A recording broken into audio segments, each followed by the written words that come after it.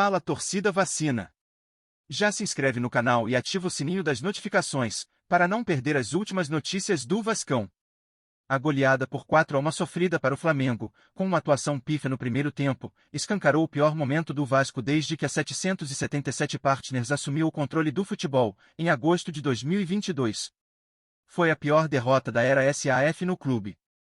Um resultado que expôs ainda mais os erros de planejamento e a fragilidade do elenco montado para a volta à Série A. E, claro, aumentou a pressão sobre dirigentes e Maurício Barbieri. Após o jogo, o treinador afirmou que o trabalho continua.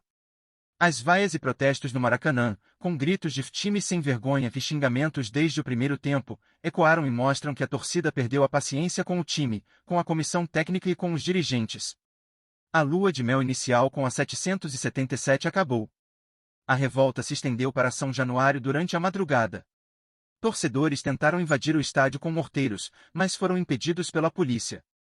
Os principais alvos dos protestos têm sido o técnico Maurício Barbieri, o diretor de futebol Paulo Brax, o CEO da SAF Luiz Melo e o presidente do Vasco Jorge Salgado. O treinador, por exemplo, tem o respaldo da 777. Na semana passada, Paulo Brax assegurou a permanência dele no projeto. O dirigente ressaltou que não pretende repetir erros do passado, quando o clube associativo tinha o costume de demitir um treinador atrás do outro. Mas o discurso pode mudar com a necessidade de apontar um culpado. Ainda mais depois dos protestos da última noite. A saída imediata não é descartada, embora o sentimento interno não seja esse. O departamento de futebol sabe que deixou brechas na formação do elenco e Barbieri não teve todos os pedidos atendidos, mas a falta de evolução, mesmo com tempo para treinar, preocupa. Após a derrota no Clássico, Barbieri foi o único a falar. Não houve zona mista com atletas e nenhum dirigente se manifestou. Ao ser indagado sobre a permanência, o treinador, sob olhares de Brax e Melo, disse que o assunto não foi abordado no vestiário e afirmou ter convicção que o Vasco conseguirá superar a crise. Não tive nenhuma conversa nesse sentido, demissão. Tenho convicção de que a equipe tem oscilado muito mais do que esperávamos nesse início. Temos tido dificuldades maiores do que pensávamos que poderíamos ter, mas continuo com a convicção de que podemos reverter esse quadro, disse Barbieri. A demissão do treinador, caso aconteça, precisa ter também o aval da 777 Partners. Reuniões nesta semana devem definir o tom para o futuro. É certo, no entanto, que Barbieri nunca esteve tão perto de ser desligado como nesse momento, após derrota dolorida no Clássico. Quantos aos dirigentes, a pressão é externa. Torcedores, conselheiros, membros da oposição e até a diretoria administrativa do Vasco da Gama questionam o momento do futebol. Na semana passada, uma carta assinada pelo presidente Jorge Salgado e seus pares, endereçada ao Conselho de Administração da SAF, cobrou explicações sobre o momento alarmante do futebol do Vasco. As partes concordaram em se reunir, mas publicamente as explicações foram poucas. Além do futebol, há questionamento ao CEO Luiz Melo sobre as dívidas com clubes e jogadores.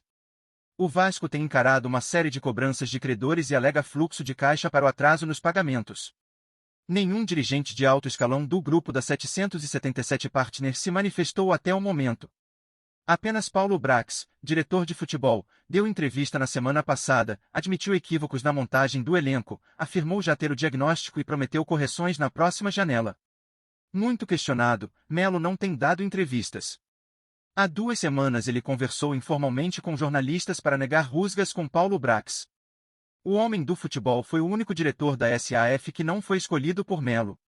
Brax foi uma opção da parte esportiva do grupo da 777. Entende-se que há um movimento político também no Vasco. O nome de Melo, por exemplo, repercutiu mal dentro do clube quando anunciado para ser o CEO da SAF.